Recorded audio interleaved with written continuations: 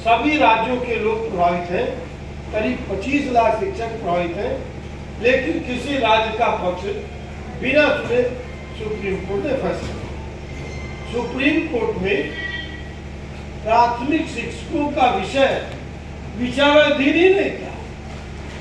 विषय विचाराधीन था पश्चिम बंगाल, महाराष्ट्र और तमिलनाडु के मदरसा शिक्षकों। वो प्रमोशन को लेकर गए, हमारा पक्ष बिना सुने रिट्रोस्पेक्टिव पीरियड से सुप्रीम कोर्ट ने फैसला।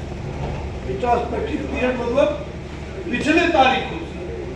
भारत के इतिहास में यह पहला दुर्लभ फैसला है कि बिना पक्ष सुने पिछली तारीखों में मुझे पूरा विश्वास है राज्य सरकार और केंद्र सरकार आपके पक्ष में। जिस दिन बहस होगी ओपन कोर्ट में, हम सब लोग चलेंगे। बड़े से बड़ा वकील राज्य सरकार भी करेगी, केंद्र सरकार भी करेगी और संगठन भी करेगी। मैं स्वयं भी रहूंगा और आप सब मेरे परिवार के हैं। एकजुटता संगठन की ताकत। संगठित रहिए, अपनी ताकत को बढ़ाइए। हमारा विचार है कि हम पूरे प्रदेश में जनपदवार सम्मेलन करें। जहाँ एक कहेंगे मैं जाऊँगा, पार्टी लाइन से ऊपर उठते जाऊँगा, तमाम सारी परंपराएं तोड़ दूंगा। इतना ताकतवर बने। एक बात प्रदेश की राजधानी में 1 लाख शिक्षक जब कार भरेंगे तो मैं सरकार को भी बुलाऊंगा और इस दिखाऊंगा कि शिक्षकों की ताकत कितनी है। तो संगठित रहिए। और अभी मनोज जी कह रहे थे मैं तो राजनीति नहीं हूँ। समाज के हर व्यक्ति को राजनीतिक रूप से चेतना संपन्न हो, राजनीतिक रूप से चैतन्य समाजी राष्ट्र का निर्माण कर सकता है।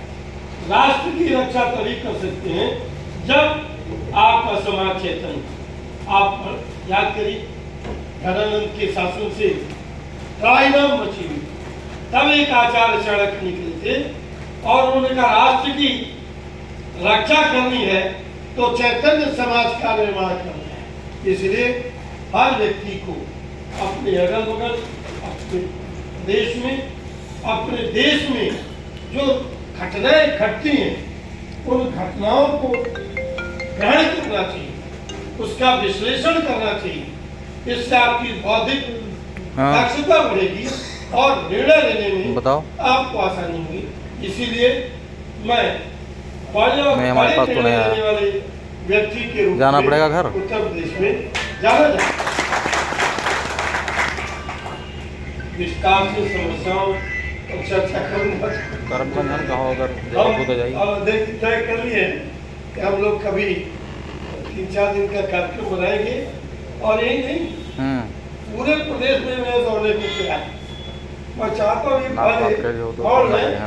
जहाँ कहे तो वहाँ हम चले।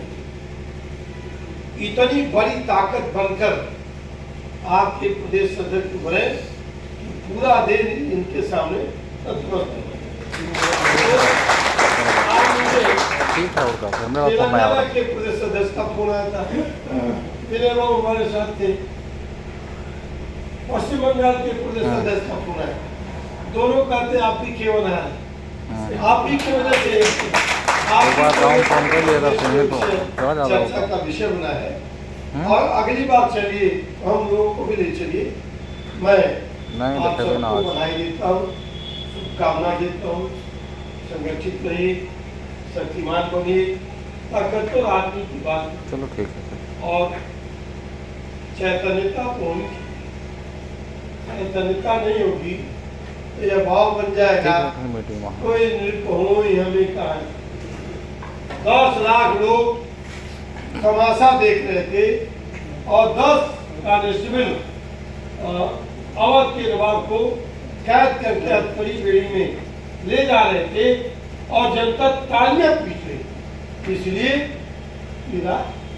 तब जन सरोकारों से लोग और राजनीतिक व्यक्ति को जन सरोकारों से जुड़ना चाहिए। और जब जन सरोकारों से आप जुड़े रहेंगे तभी जनता आपके साथ खड़ी रहेगी।